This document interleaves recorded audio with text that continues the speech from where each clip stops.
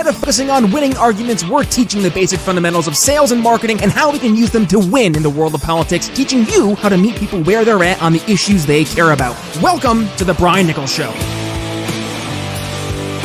Well, happy Friday there, folks. Brian Nichols here on The Brian Nichols Show. Thank you for joining us on, of course, another fun-filled episode. I am, as always, your humble host, and today, your older host. Yes, it is my birthday. Thank you to everyone for the birthday wishes. Definitely appreciate it. And I'm joined by two of my dear friends here from the greater Twitterverse, but also the world of liberty politics, Brad Polumbo and Hannah Cox. Welcome back to The Brian Nichols Show. Hey, happy birthday. Thanks, happy birthday. Guys. Welcome back to the program. I get to be joined by two of my dear friends here for my birthday. Why not? And we're going to talk about the possible king of Twitter, ? Elon Musk. And there's a lot of elitists out there who don't like what's happening right now in the world of Twitter. But before we get there, Brad, Hannah, what's new? Well, we have had a great time watching all of the histrionics unfold over Twitter this week. I don't know about you, Brad, but yesterday was one of my very most favorite days online of all time. I had a blast. It was hilarious. There was so much funny content. And I really feel like we saw a lot of people show their hands yesterday. I mean, we knew these people like really relied on squashing dissent and preventing people from hearing other ideas for their ideas to prevail, but it just was loud and clear. So I had a great time. The funniest thing for me was the ranting and raving from mainstream media figures. Like there were MSNBC analysts and Washington Post columnists talking about how if Elon takes over Twitter, it'll be a threat to democracy. World War III. The last time I checked, democracy usually involves free speech and open debate, not the suppression of the other side. Because if you think your ideas can't win in an open debate, then your problem is actually with democracy, not defending it. Yeah, well, and one of the things it kind of struck me was it wasn't just the political actors who have been having a little hissy fit, but also it seems that there's some people in corporate America who are pretty pissy along the way too. I was listening to, now there's a podcast I listened to called This Old Marketing. It's from Joe Polizzi and I forget the other gentleman's name, Robert something. But they basically do this podcast and it's a marketing podcast. And they started today's episode just ranting and raving, not in a good sense, about Elon taking over. I just want to share a little bit of this with you guys because it struck me, I think the way that they articulated their displeasure for Elon exactly where the disdain and the disgust comes from. And I want to hear your perspectives here. So this is from This Old Marketing Podcast. Take a listen. It is breaking news. Literally happened this morning that, well, what I thought we were going to be talking about, what I have in my show notes is, of course, that Elon would not be joining the board of Twitter because they all of a sudden saw the job description and went, shit, no, I'm not going to do that. And now it seems like he's not taking his marbles and going home. He's really going to, who knows if this is a bluff or if this is, because he's going to have to come up with a lot of cash to do this. And there's disagreement on how liquid he actually is to be able to pull something like this off. But if he can come up with $40 billion, then maybe he can do it. I think the whole thing is ridiculous. I mean, did you see the poll that he put out? He put many polls out. Oh, it was awful. The one he said, it was, are you for or against Twitter's name and taking out the W? Yes. Is he a man-child? Like what? He is a total man-child. The childishness of this. He also put in there that there was something else that was just as stupid. It was just he was it was being lit, right? Because he was making reference to basically everybody smoking weed and that whole thing. It's just. But I can't make rockets that are going to go to Mars or anything. So the guy. Well, that's true. But of course, he is without a doubt one of the most innovative and productive entrepreneurs of the 20th century. You could say. You can't disagree with that. However, having said that, he's also, I think he fashions himself after kind of a Howard Hughes sort of idea, this sort of weird, iconoclastic, strange sort of You know, I mean, but he's coming off as a Superman villain. I mean, it's just ridiculous. Right there. And that caught me right there. He's coming off as a Superman villain. And I think if you look at the Twitterverse right now, that is the reaction. Everybody is in hysterics. Now they go on to discuss about what it must be like to work right now inside corporate Twitter and how hard it must be to go to work and do your job. I know it must be so tough. But Brad and Hannah, I think they're exemplifying right now this emotional reaction we've seen to Elon in first buying 9.2% of Twitter stock, but now actually going to full out buy the company.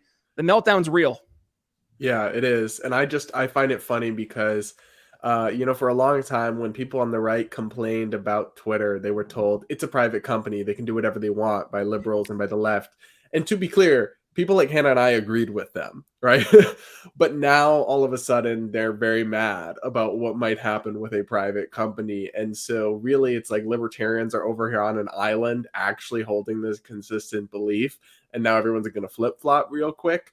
The other half of it, though, is Elon kind of trollish and immature sometimes? Yes, absolutely. But I actually think that's part of his appeal because this guy is literally the richest person on earth, yet he does not take himself seriously at all. He posts titty jokes to Twitter. And I think that's honestly his way of, one, these genius types tend to not have the most social skills, right? But then also I think it's his way of like bringing himself back down to the people and being like, I'm just a troll. Like, I'm just a person that likes to laugh too. Like, I'm not some fancy schmuck.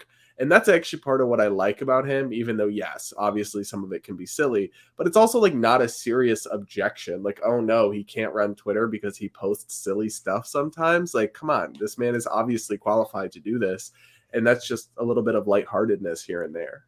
Well, and as Elon himself has pointed out, like the people who are using Twitter right now, if you haven't noticed, are not the influencers. It's not the general public. It's not the grassroots. It's mostly people like us who do take ourselves a little bit too seriously. It's academics and people in politics and people who have like very serious opinions they want to discuss. And his point has kind of been like, this isn't actually where the masses are. And if we actually want to take Twitter to the next level, you've got to track those kinds of people back. So I like his humor. I think he's very funny. I like that he's relatable, even though he's arguably one of the smartest, most successful people in history.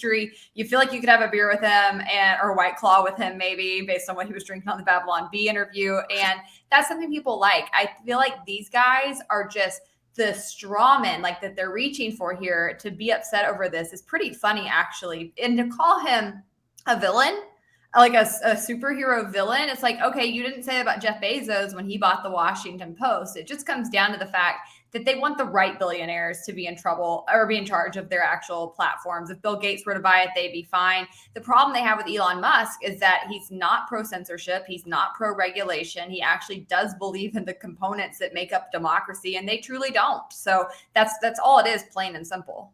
I mean, I think people also forget, you brought it up, Hannah, Microsoft, what if Microsoft bought Twitter? Microsoft owns LinkedIn. Like, people don't realize that Microsoft owns LinkedIn. And that's not uncommon. To your point, you brought up, you have, Jeffrey Bezos, he owns the Washington Post. I was actually shocked at the list. There was a list, I think 6 or so billionaires who own large swaths. I mean, there's people who own the Atlantic and who own like the Boston Globe. These are large newspapers with just massive reach.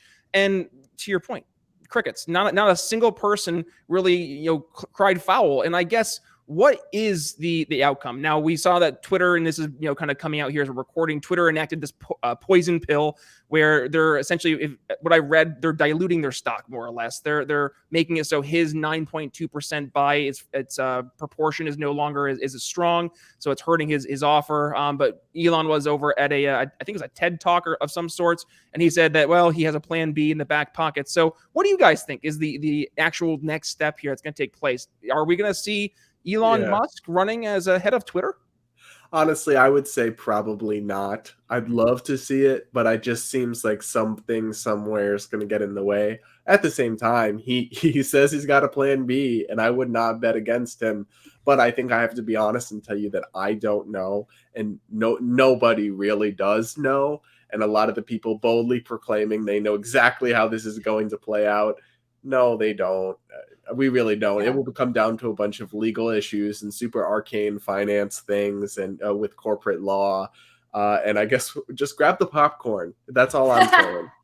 I mean, I will say to his credit, he has a history of actually successfully kind of doing this hostile takeover, if you will, of companies. Like that's kind of how Tesla went down, and he's done a great job at it. So I don't count him out, that's for sure. But it does seem like there are a lot of barriers in his way, and certainly a lot of people are working together right now to try to block and prevent this. So we'll have to see. I do think the interesting element to it is, the board has fiduciary duty to their stakeholders to make money and to do the profitable thing. And it's very, very obvious that Elon's offer would be the profitable, smart thing to do. And so the reality is that they could end up getting sued by stakeholders. Elon could end up sharing his stock. They could cause Twitter stock to plummet. There's a lot of factors on the line here that I just think make this a very compelling story. And like Brad said, get out the popcorn. Nobody can predict it. And some of this is when it gets into corporate law and law around the stock exchanges is a bit over my head, but I can't wait to see how it unfolds. And I think the real component that needs to, what we should pay attention to here is what comes next, because they keep telling us build your own platform, build your own platforms. And yes, that's fine. That's one thing we could be doing, but you also can buy platforms. And at some point,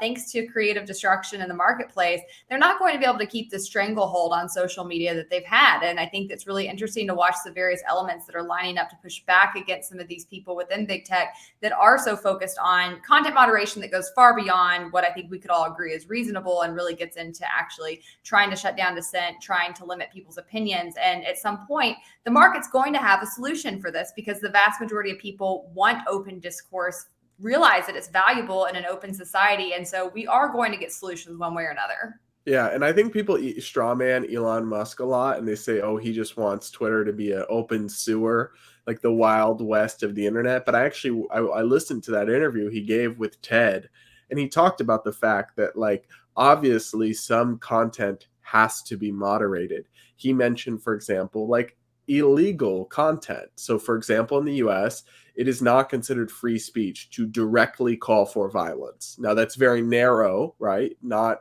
anything I don't like is violence, but you can't tweet and say somebody needs to go assassinate this person. And he still believes that should be taken down. He also talked about getting rid of bots and spam.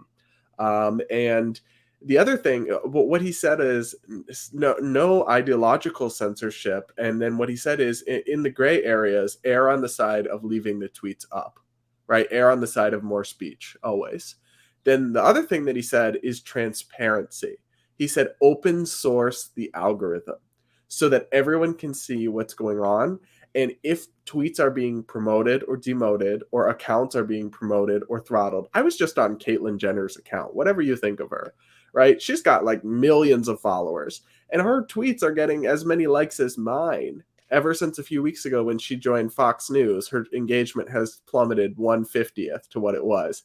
That's sus. That's probably not a coincidence. We all know Twitter does some weird stuff algorithmically. He is saying maybe we still have to do some stuff, but make it all transparent. Open up the books. Anyone can see what we're doing. And that way people will have trust in this platform.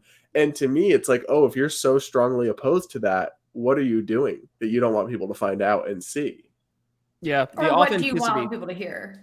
Right? Because you honestly don't want to hear people to hear the competing version to your ideas or to your policies. That's what it actually comes down to, because we can all agree. I think there should be more content moderation around things like human trafficking, threats of violence against people. Meghan McCain was talking about this week how she gets death threats regularly every day on the platform. It's so bad that Jack Dorsey reached out to her. Those are the kinds of things that I think would make sense for a website to clamp down on. And if they put their resources into that kind of content moderation instead of going after ideas or quote, quote, fake news, then I think most people would be pretty happy. And that seems to be what he's proposing. I just can't wait to see if Trump gets his account back.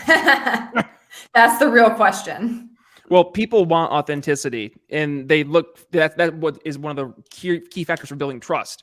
And when you have everything hidden behind the scenes, it builds the conspiracy, and that helps create not only an environment where you can't build trust, it actually creates distrust. And that's where I think Elon's really hit the nail on the head. That cannot be the way we have a functioning democracy, a functioning society. There has to be the ability to have real conversations, real communication without not feeling that your communication is being actually treated as equal to somebody else's on the playing field. And that's something that I think we're going to see a big change. And we saw this with Web3. I've had many guests over the past few weeks in the show talking about the new advents in technology and just the way it's changing healthcare research, changing the way you can buy different there's one group, they're a DAO trying to buy the Denver Broncos. So there's so many things that you can do now with blockchain, crypto, and in the future, NFTs, that's going to really make a lot of the situations that we're right now in almost irrelevant. And I'm excited to see what that's going to be. But before we get there, I mean, we're going to have to get to the next, 2-3 years, and we might not get there if the inflation keeps going up. So let's do a hard pivot. How about that for a segue? Because inflation has been running rampant. And Brad, I know you've been doing some work over at Feed talking about inflation. Are we going to see this? What was it? What was the Jen Psaki used to say? It was a transitory. Yeah. Is this transitory still, or is it maybe a little bit worse? Yeah, I think once something's been happening for almost a full year, it started in May of 2021, it can no longer be considered transitory. So their team officially loses that silly debate. Now they're blaming Putin. They're saying it's Putin's price hike. And of course, completely neglecting the fact this has been going on for many, many months, that gas prices were increasing a full year before the invasion started. And that even when you factor out fuel prices, because, yeah, obviously Putin's invasion has disrupted markets and increased gas prices over the last 2 months. But even when you factor out gas prices, inflation is still 6.5%, which is very high. So it's just a bunch of talking points and political spin and nonsense to deflect from the real causes of the ongoing inflation that's robbing all of us, which are pretty simple. It's Federal Reserve's money printer going burr, burr, burr, and the federal government running a massive multi-trillion-dollar deficits. Well, it's fun. I'm done. No, I'm teasing. No, it is so frustrating, Brad, because, and I'm sure you have some thoughts on this as well, because we both see, and we all see across the board, prices have gotten more expensive. Go to the grocery store. What was costing $1 is now $1.25, $1.50. You go to the gas station, the pump at the price of the pump is still, even though it's gone down a little bit over the past few weeks, it's still significantly higher where it was not even a few short months ago. And you go back a year ago and it's like a different world. You go back 2 years ago and it's like, is this still the same planet we're on? And I'm concerned because we're seeing a lot of people start to change away from the pot of boiling water, frog slowly having the water turned up. But now I think it's getting turned up too fast and people don't know what to do. So we're seeing the impact on prices across the board, and especially in housing, Hannah. And there's been calls for, well, if we have to get some of these prices under control, why not try price control, rent control? Is that going to help things? Definitely not. Price controls Okay. and rent control and anything of that nature has only ever done one thing and one thing alone, and that's create shortages, right? And actually really hurt people who live on the margins the most. And this is what has made me consistently the most angry throughout this entire experience, is that, as a libertarian conservative, I'm constantly told I don't care about people, right? That I'm privileged, and that's why I get to support capitalism, because it doesn't impact me, these kinds of things. And it makes me enraged, because you don't get to say that you care about people when you're economically illiterate. You just don't, because if you choose to be economically illiterate and not understand the various factors that actually hurt the people who do live on the margins and who you claim to care about, that's not caring about them. That's being really ignorant and accidentally hurting people through your own ignorance. And that's the one thing that I think we have to come away from in this entire experience, is that the progressive policies that are being pushed only ever serve to hurt the poorest among us. I did recently cover at Base Politics a recent new study out of St. Paul, where they actually enacted some really bad rent control recently, and had already seen some pretty dire impacts from that. And now we have a new study showing what we already kind of knew to be true on its face, but that rent control not only hurt the city, not only has already created more shortages in housing, it actually hurt people who were poor the most, and actually even hurt people of color more than it did white people. And so every time you really dig into these progressive policies, you find that they typically not only hurt everyone, but they tend to hurt the people they claim to stand for the very most. And at some point, people have to start pushing back and say to them, no, you don't get to claim to have the moral high ground here. You absolutely don't get to have that talking point. You hurt people all the time, and maybe you're well-intentioned, but you don't get to actually really be well-intentioned without taking time to understand what truly helps people. If only someone will pass a bill, right? Just make the problem go away and put more money towards it. That always solves the problem. Yeah, just keep throwing money at it. Just keep printing money and spending money, and one day we'll spend our ways out of this. But like you said earlier, we're getting to the point where it's like, how do you turn back from this? And that's the other frustrating thing, is that libertarians and some conservatives have been warning about this very scenario for decades and decades and decades. We've been saying you can't just keep spending, you can't just keep spending. And people would push back on that and say, no, we need to spend, and you can always print more money. We need to help people, and it really will get to a point where there is no return, right? And I think even further back than us, people like Ron Paul have been warning about it for decades. And I think because it didn't happen right then, there was this lack of urgency, or the sense that he was just a quack and it would never come to pass. And it's going to come to pass. And I think that we're really kind of in a precarious situation right now where we have this false sense of security. To me, it feels like the bottom could fall out at any moment. Yeah, it's almost like the it's how we have that instant gratification society where people just expect to have the instant results. Well, in that case, they almost were expecting that to happen at the drop of a hat, but it's not that way. And then you do see that long-term consequence, and it's just like an alcoholic. I mean, they might not pass away from liver disease after a couple of very, very bad weekends binge drinking, but you compound that over years, and yeah, that's going to lead to a lot of health problems, and we're seeing that across the board. And it's not sectioned off to one particular facet of life. It's hitting everywhere. Everybody's feeling it in some way, shape, or form. Yeah, I mean, just inflation is going to cost the average family $5,200 more next year to pay the same bills, the same standard of living. I was talking about these latest numbers in a radio interview, and I was explaining that unless you got a 9% raise, which I didn't, or I don't know anyone that did, over the last year, you literally got poorer. Your money doesn't go as far as it once was, and what matters is not the number on your paycheck, but what it can buy you. So Americans are actively, I think, experiencing this and seeing this, and it just actually reminds me, it's really interesting. I've heard a lot of chatter in kind of the media class about how Americans don't learn about inflation from the media. They learn about it from the gas pump and the supermarket. And that's the reason why inflation is the number one issue, or in the top 3 for tons of voters. And I think if things keep up this way, which I suspect they will, because policies haven't shifted very much, I think it will be one of the defining issues of this midterm election. And I think Democrats, rightly or wrongly, are going to get blamed for it and punished terribly, even though a lot of this stuff did start under Republicans. As Hannah and I have both talked about, they started the money printer.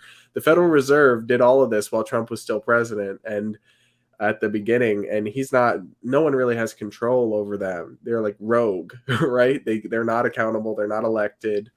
They're appointed, but then they're over in their own little island. And of course, Trump and Republicans passed some early stimulus, in air quotes, bills. Of course, Democrats came in and said, hold my beer, and doubled down on all of it, even once this stuff was happening.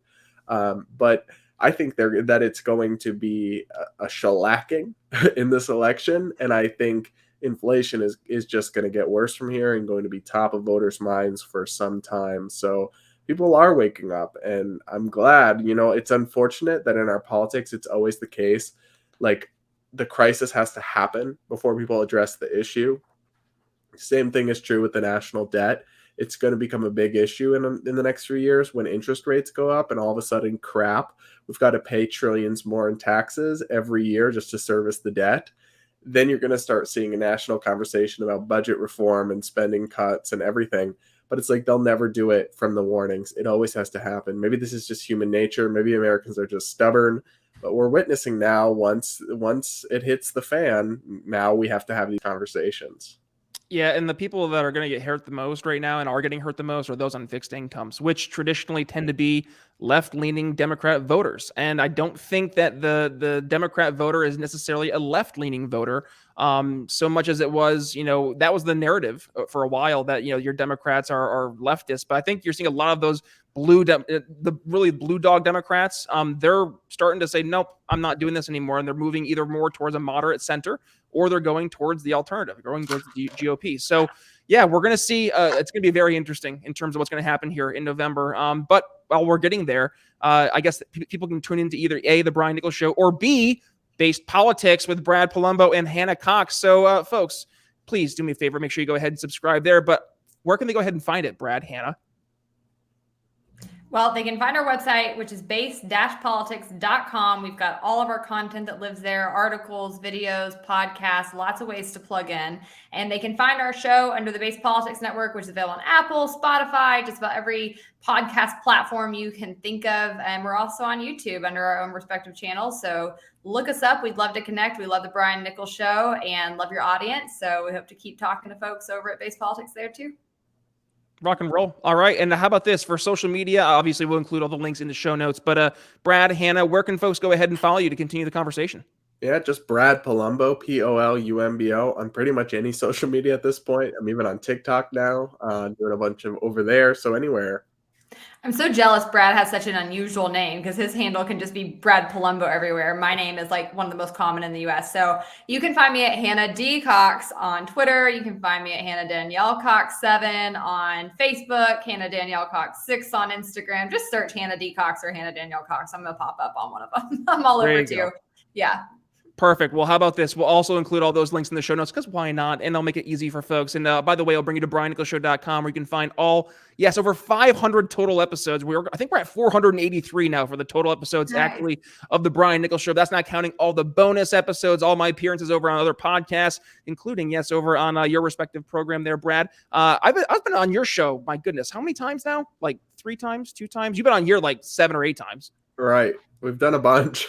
Yeah, it feels like forever. And Hannah, I'm so excited to see you. You're both on Fox Business all the time with Kennedy. So we're seeing people making moves here in the Liberty movement. Thank you for bringing our flag there and planting it firmly in the minds of the viewers who are definitely looking for a different way of doing things. So with that being said, folks, if you enjoyed the episode, as always, please do me a favor. Go ahead and give it a share. When you do, go ahead and give yours truly a tag at B Nichols Liberty. But with that being said, it's Brian Nichols signing off here on the Brian Nichols Show. We'll see you next week. Thanks. Listening to the Brian Nichols Show. Find more episodes at briannicholsshow.com.